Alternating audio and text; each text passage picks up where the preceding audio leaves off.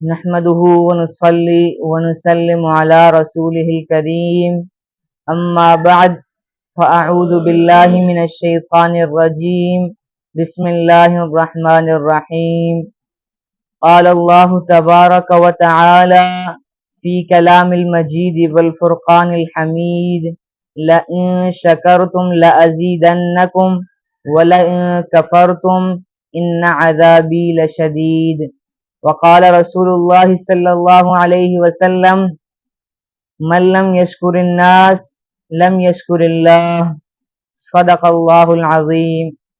نقش قدم نبی کے ہیں جنت کے راستے، نقش قدم نبی کے ہیں جنت کے راستے، اللہ سے ملاتے ہیں سنت کے راستے۔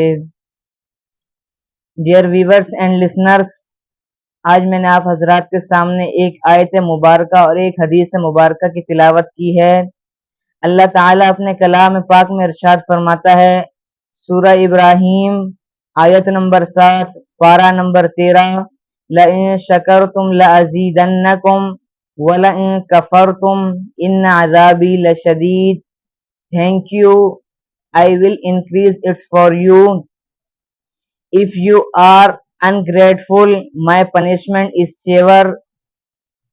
اللہ کے رسول صلی اللہ علیہ وسلم کے ارشاد گرامی ہے، سنن ابو داود کی حدیث ہے 4811 کہ من لم یشکر الناس لم یشکر اللہ، کہ he was cannot be thank you man cannot be thankful to اللہ تبارک و تعالی، کہ جو شخص انسانوں کا شکریہ ادا نہیں کرتا وہ اللہ کا شکر گزار بھی نہیں ہو سکتا۔ محترم ناظرین کرام و سامعین کرام، شکر ادا کرنا یہ حکم خداوندی ہے، رب کریم کی خوشنودی حاصل ہوتی ہے اور قیامت کے دن شکر گزار بندے کو عمدہ جزا سے نوازا جائے گا اور عذاب سے حفاظت حاصل ہوگی۔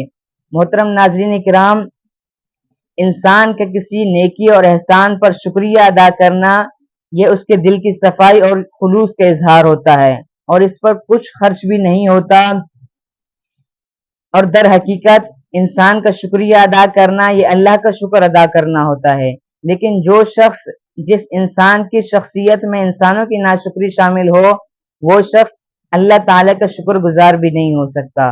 میرے واجب الاحترام ناظرین کرام و سامعین کرام، میری اللہ تعالیٰ سے دعا ہے کہ اللہ تعالیٰ سب سے پہلے مجھے اپنا شکر گزار انسانوں کا شکر گزار بنائے اور اس کے بعد آپ تمام دیکھنے اور سننے والوں کا اپنا شکر گزار اور انسانوں کا شکر گزار بنائے۔